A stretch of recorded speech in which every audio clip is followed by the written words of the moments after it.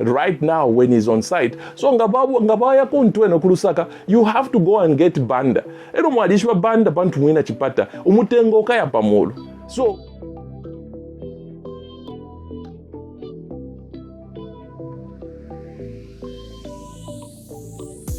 good morning, good afternoon, good evening, wherever you are watching me from.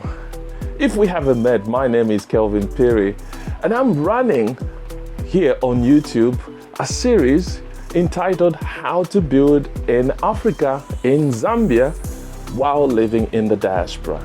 Hey, I am a quantity surveyor, and so I am so passionate about construction. And I thought, well, why not share what I know and what my experience has been throughout the so many years that I've been in the industry. But before I get on, please remember to hit that like button, subscribe, and smack that bell. And hey, I do appreciate everyone that has actually subscribed to this channel. And I really enjoy those comments that I see. And actually, I feel great when I respond back as well. And like I say in the comments, if you need any help from me or anything, just get in touch and I will be able to help you around this series that I'm running on YouTube. Now, that said, hey, today I am very excited. And just as a follow-up to the last video that I did, in which I revealed how much it costed us to build those 4 flats in Zambia. Now, I thought you really need to understand what is actually included in those costs. And I promised that I'll be sharing bit by bit what we did in order for us to get the cost to be at that level. You know what? You could be building exactly the same in the same location, but if you don't do what I did, your costs will actually be very high compared to our costs for those flats. So today I thought I need to share something. This is something that is dear because, like I said, I'm a quantity surveyor, and this is all about understanding the cost breakdown of your building before you start building it. Now, why is it very important? I think in one of the videos I actually shared, for those people that are from my country of Zambia who may understand this saying, and it says ubunga balinganya na menshi.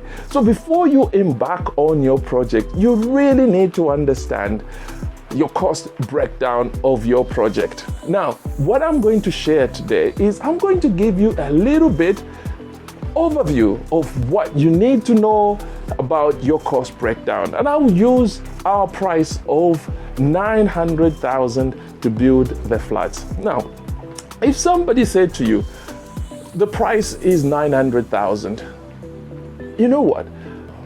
A house has many components, and therefore today I'm going to try and compact. And I think if you have followed this series, you will see that some time back, I think it's in part 16 and 17, I shared how you could package your house in various packages in order for you to build the house. But today, what I'm going to do is I'm going to actually break down your house in 3 components. And I will share a little bit about what each component consists and how much as a percentage of the total cost that should cost you. So here we go. Now, we'll start with the substructure. Now, in this particular case, I will say the substructure will include the excavations, the foundations, the slab, and some of us will probably know, will say the box, the slab, the substructure, block work up to the slab level, and anything that needs to go to be done around the grounds, leveling out, just clearing the grounds and all that. That is what I would say is going to be the substructure. Now, in order to understand how much as a percentage of that 900,000, I would say the cost for this piece of work or this package will be between 10 to 20% of the total cost. in my case, I think it costed me about 8% to do the slab, to do the foundations, the block, the substructure, brickwork, and including the slab. It costed me about 8%. Now, you know what? I need to clarify when I talk about the 900,000. This is the 900,000 in 2019, and the price of cement was about 68 kwacha.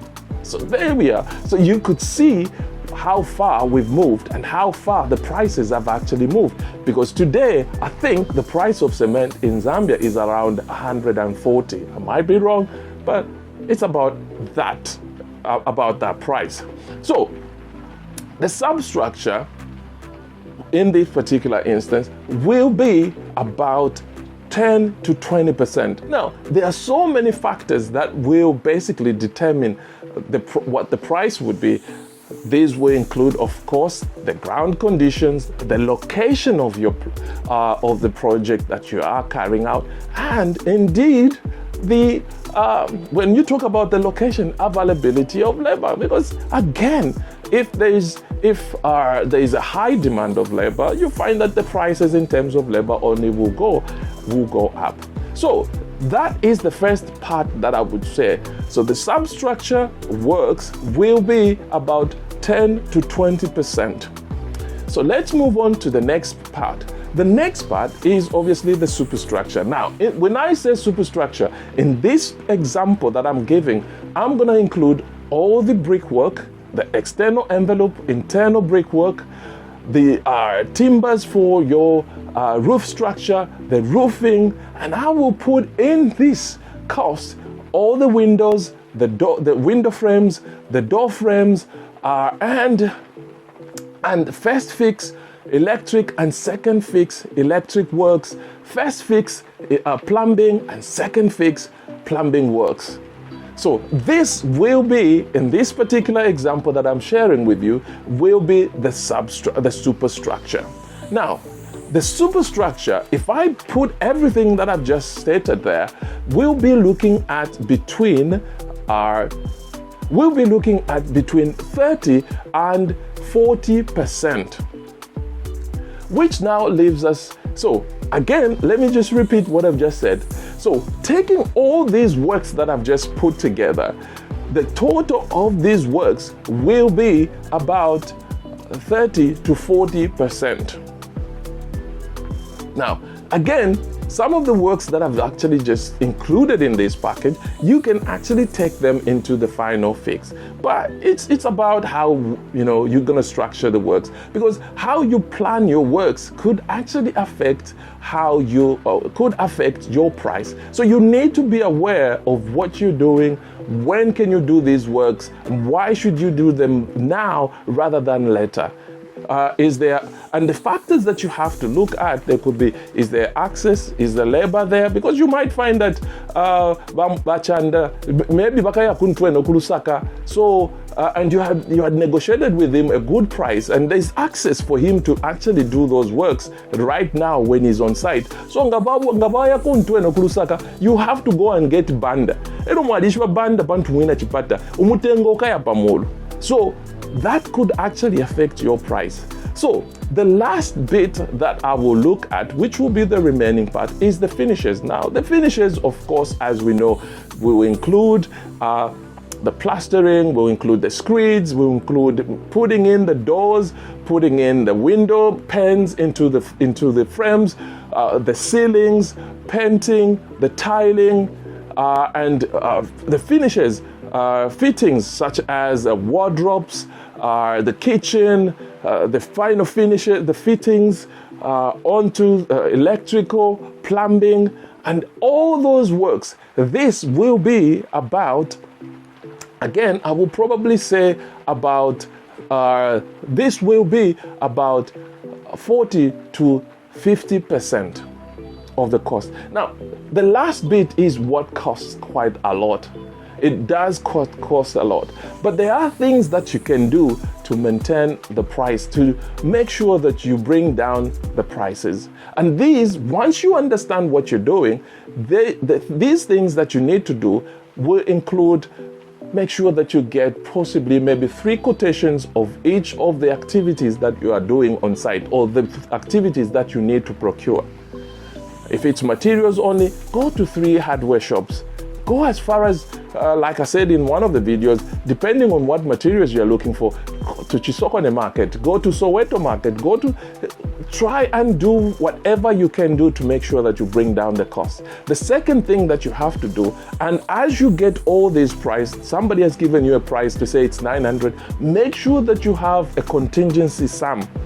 Put in a contingency sum. Now, a contingency sum is basically where anything that you have not costed or taken into account, you can draw that money from to pay for that, rather than saying, oh, tualeko kula because we cannot find the money, sharpwa. So when you're making that budget, there is a total cost, put in a contingent sum, ideally maybe about 5%. If you spend it, that's, well, at least you had allowed for that. If you don't spend it, you keep it. The other thing that you need to do is obviously something that I will call DIY. Now, this is do it yourself. There are times when you have to basically try and do things yourself. And I remember when we were building a house, I had to assemble the kitchen with my young brothers Terry and David, way back some 18 years ago. And we had to assemble the kitchen and install the kitchen ourselves. There were things that I had to do. Installing all these fittings, I had to fit them in the bathroom with the soap holders and all those things. I had to do those things by myself.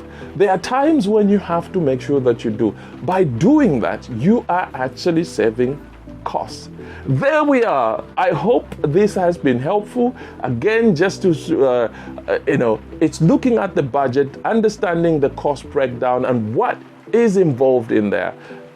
If you've enjoyed this video, please give us that like, subscribe, and smack that bell. And hey, if you find this content helpful and you need any help from me around what I've just discussed, or any question that you would like to, drop me a comment and I will be definitely happy to respond to you. So I hope you've enjoyed this video and I will see you in the next one. God bless you.